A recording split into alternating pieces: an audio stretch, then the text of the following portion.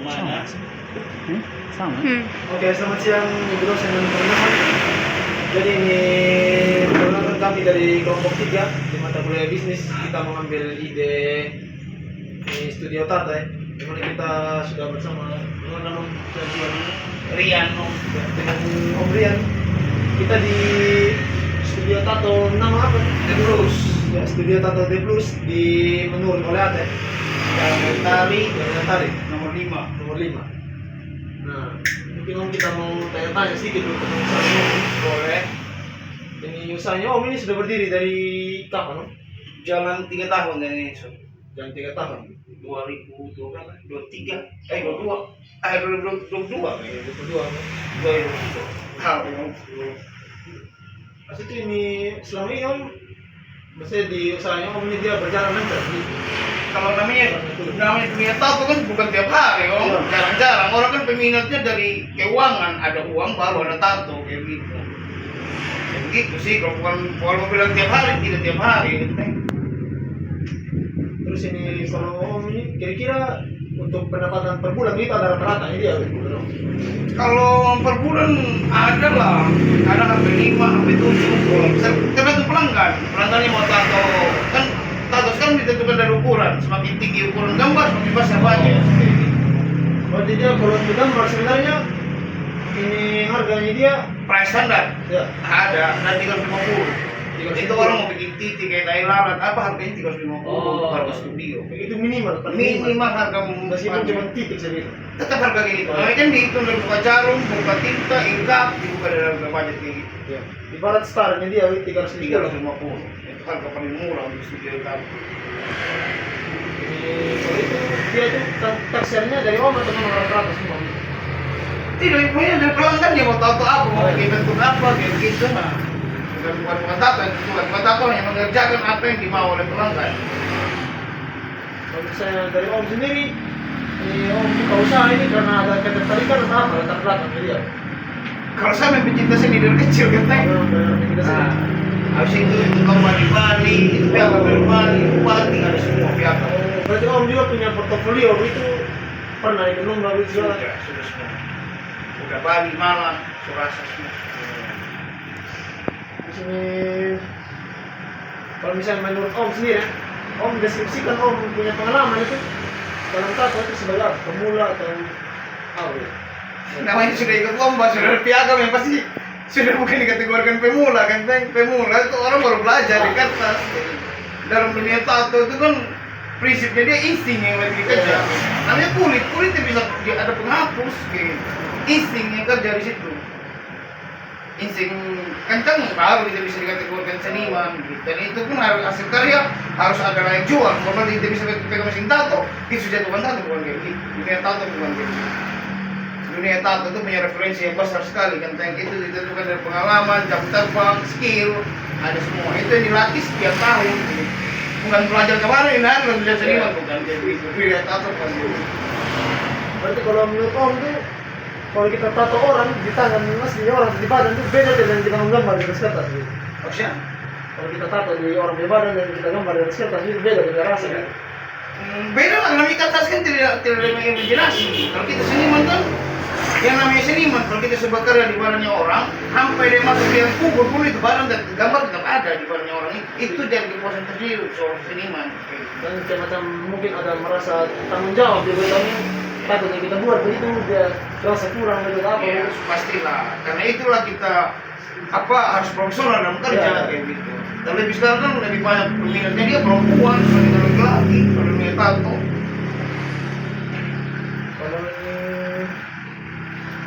untuk ini Om itu biasanya kalau dinilai orang lain itu dalam Om melayani begitu atau gitu yang Om punya begitu seperti apa gitu? Mungkin kalau orang pernah menilai Om ya sikap begitu yang lainnya. Kalau selama ini orang nilai mah tidak ada kan, orang hanya puas saja gitu. Bahkan kalau misalnya berkarya dengan baik dan benar, orang bahkan kasih bonus kayak gitu. Contohnya kita omong 1 juta, orang bisa kasih 200, 300 kayak gitu.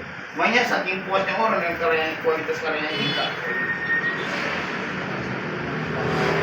Terus berarti kalau kita bicara soal kan tadi Om bilang skill apa, bisa apa dari lomba. Terus itu kalau misalnya kita mau minta Om untuk gambar apapun begitu bisa. Gitu. saya tidak bisa bilang bisa, tapi Ah. kalau dikasih pasti bisa lah. Ah. Sebagai seniman kita mah siapa kayak gitu tapi Ya, misalnya ada contoh gambar yang om tidak bisa begitu atau kira-kira kalau kita kasih ilustrasi. selama ini saya belum pernah bilang tidak bisa, dan selalu bisa. Terus sejauh ini juga dari om pribadi gitu, kira-kira selain kita kan otomatis kalau empat orang ini sambil belajar gitu. Nah, di luar dari itu ada tidak om punya metode belajar sendiri? Apa? Tidak ada. Semua sudah di otak semua. Karena terkadang skill itu ditentukan dari jam terbang, semakin tinggi kita punya jam terbang, skill itu akan bertambah kayak begitu. Skill itu dididik secara otodidak, otomatis. Tidak ada pembelajaran, tidak ada pemahaman, tidak ada, semuanya otomatis. Insting semua yang bekerja. Terus kalau misalnya dari selain tato orang, kira-kira ada tidak kayak macam hapus tato gitu? Lengkap.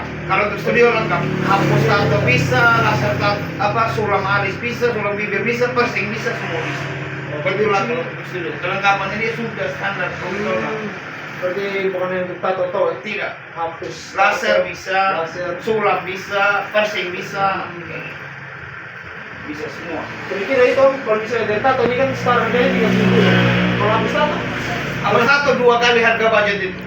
Dan juga tergantung besar tatonya. Tato kalau untuk laser tinggi kali gambar, tinggi kali lebar gambar kali harga laser. Dan untuk laser mahal sekali. Karena budgetnya dia mahal sekali laser. Kalau sulam gitu, Sulam kalau budgetnya dia satu pasang itu sepaket 350. 350. Sepaket. 10 sulam. Tato start 350. Ini hapus tato ini 2 kali lipat. Sulam 350. Kalau piercing Piercing beda-beda lagi. Piercing kan ada yang dari telinga, ada yang bibir, beda-beda budget semua. Kalau untuk telinga satu lubangnya dia 150. Itu satu tinggi 150. ini yang kecil. Nah, kayak contohnya orang ada tinggi satu kali itu 150. Itu kan sudah mati. Jadi datang busuk pulang keren. Ini berapa nih? Modal. Cari sendiri. Dari sini. Cari sendiri. Wih, kalau mau diomong budget bangun ini mas ratusan juta genteng. Sampai Wih, sampai bahkan alat tato aja mahal sekali. Satu botol tinta sekarang budget untuk ini merek Eternal saya pakai 620.000 untuk satu os. Satu os itu kayak gini. Ini 620.000. ini 600.000. 600.000 satu botol, satu warna 600.000. Dia tahu kira-kira kalau pakai itu berapa lama? Bukan berapa lama, berapa banyak. Nah, So pasti jauh lebih besar penghasilan dibandingkan pengeluaran. Jauh lebih besar. Kalau budget di studio 200 juta saya ngomong. Dari nol saya kerja bangun ini. intinya pada awalnya tuh studionya tidak langsung begini. Tidak sampai busuk dulu burik. Hanya bangunan kosong. Tapi memang kalau kita melihat kan, kalau kita lihat secara tampilan dari luar, saya lihat memang sudah beda. Kan biasa kan kita sering lihat sini, kan? Memang sudah beda. Ada upgrade lah kalau kita mau beda. Gue asli upgrade pelan-pelan lah. Makanya kan bukan orang tato ini kan bukan tiap hari. Kan orang yang datang tato bukan budgetnya sudah kayak contohnya 5 juta kaki. Karena ada juga yang datang tato contohnya hanya datang tato kecil, budgetnya sekian ratus gitu. Sekian ratus ini mungkin kita bisa update sekalian kan? Intinya mau tidak mau paling kecil 350. 310 untuk budget tato. Itu standar harga tato. Kalau mau bikin tato pokoknya dia minimal ukuran 22 cm, dia 22 cm 500 kan. Paling mahal om ini dapat Selama tato di sini, Iya. paling mahal Bosima 17 juta. 2 juta. Soalnya kali kan full total 17 juta. Nah, kalau untuk gambar tatonya itu, kira-kira ada om sediakan tidak kanvasnya dia, nanti tinggal dong pilih-pilih. Tidak. Kebanyakan orang kasih referensi. Om saya mau kayak gini, sama kayak gini. Gitu. Habis itu saya coba tanya, mau tidak bentuk kayak gini, bentuk kayak gini.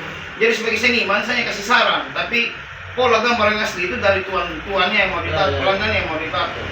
Karena lu suka bawa memang gambar. Jadi sampai sini tinggal print, Iya. tinggal tato.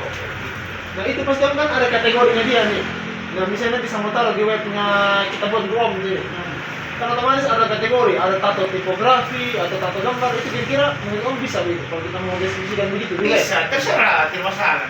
Namanya kita untuk kalau untuk studio mah sakurata studio kayak gitu lah. Mau dibikin 3 dimensi, mau dibikin kategori black color, atau mau dibikin color, atau mau dibikin black gray, bisa semua. Maupun dibikin line, mau dibikin dot gray, bisa semua. Oh, oke. Berarti dia itu sebenarnya itu ada kayak macam kategori khususnya dia ya gitu. Ya, Mungkin nanti itu ya bukan sekarang, tapi nanti mungkin kalau kita sudah mulai bangun di web bisa tidak kita terlihat kita datang ke bisa. Oh, atau kalau nanti kamu bisa lagi paling enak kalau bisa lagi masuk 1 orang. Kalau kamu lihat dari awal proses kerjanya di mana, gitu. Yang tadi Om jangan merasa terganggu ya.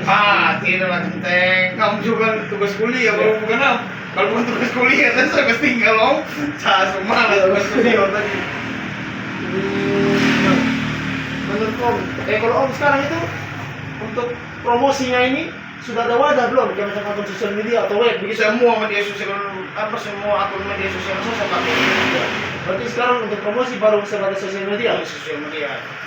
Dan kebanyakan juga orang lihat langsung. Kalau kita selama ini kan, kalau kita mau Makassar, Sumba tidak studio tato. Ini studio satu-satunya di Sumba nih. Satu-satunya di Sumba. Bukan kita bisa naik ngaku, kalau kamu satu-satunya di Sumba ini studio tato standar Oh, profesional. semua baru semua terang? Tidak, dong. Satu-satunya studio standar profesional ini toh. Satu studio toh. Kalau yang lain biasanya individual ya? Nah, ini video tatonya di rumahan, Iya, jadi iya. tuh panggilan. Gitu. Kalau saya panggilan budget jauh lebih mahal bos. Iya. Kayak gitu. Masalah tuh ada studio. Ada baiknya kalau ada studio, namanya studio kan menawarkan kenyamanan, kebersihan, skill kan itu yang studio tawarkan. Makanya budgetnya juga apa kabar kayak gitu. Kalau menurut Om, bisa kalau kita buat dalam bentuk web nih, studio nih, yang nanti akan kita hosting juga, atau kita kasih online di web sehingga bisa. Menurut Om tertarik kan? Bisa, boleh. Anggap saya nilai dari jual di studio. Iya. Kayak gitu. Boleh lah. Jadi selain dari apa, dan juga webnya dia yang bukan kita yang posting tato. Nanti dalam webnya itu orang sudah pilih memang kategorinya dia, mungkin dia jangan taruh ukurannya dia apa. Atau bisa juga orang upload gambar di web, upload gambar dia di web, tinggal dia taruh di list dia seperti ini mau berapa senti apa. Nanti kalau memang harganya dia bisa, kalau misalnya ada yang harus dinegosiasi, harganya mungkin akan masuk ke WA nya Om. Iya, Gitu. bisa. Integrasi di WA nya Om, nanti tinggal bahas di WA gitu. Itu. Boleh lah. Kira menurut Om itu akan membantu tidak kalau kita di web?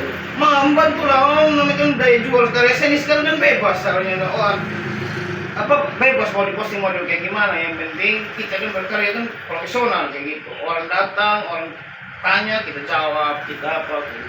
Intinya kita sesi tanya jawab dan pelanggan itu tetap ada. Kecuali mungkin saya lagi tato baru aku kayak gitu, saya kenal welong. Lagi kita lagi kerja gitu. Ada yang harus tato masalah, Iya. bukan ini kan. Yang paling kalau untuk sampai dari awal jadi semua mungkin sudah dibahas ya, dari latar belakang bagaimana proses kerja juga itu kan sudah ada harga semua ini apa yang ditawarkan sampai di web Om juga merasa ini bakal terbantu gitu. Nah mungkin untuk wawancara ini kita sekian Om. Jadi kita terima kasih Om sudah nonton. Jadi mungkin siang teman-teman, terima kasih. Selamat siang.